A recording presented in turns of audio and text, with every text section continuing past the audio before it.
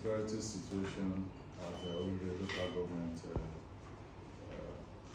area, the abduction of some teachers and school children, and for our troops, our service commanders, and a few wounded both soldiers and hunters and other operatives.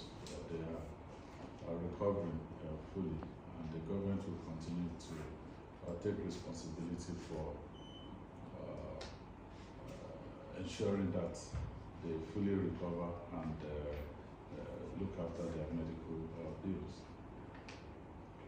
What we know right now is that 7 teachers in all are involved, were abducted, and unfortunately we got a video this morning that one of the teachers, I understand the maths teacher, was killed by the terrorists this morning. Of course, our prayers are with the family. We have decided that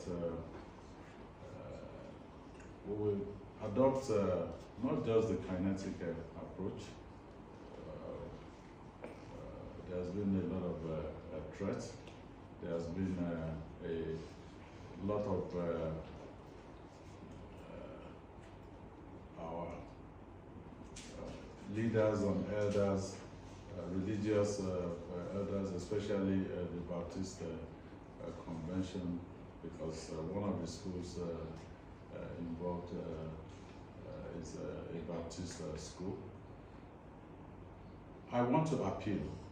We are not taking this lightly. I want to appeal to everybody, citizens, residents, in particular of Oriire local government and the rest of the Oyo State. I want to appeal that we're doing everything within our power to ensure that this we resolve quickly and we bring our children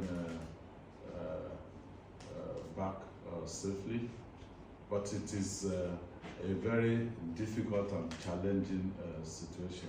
So please, there may not be quick fixes, but we will continue to endeavor to push ourselves to the limit to resolve this quickly. And we will be briefing the press every evening, starting from this one tomorrow until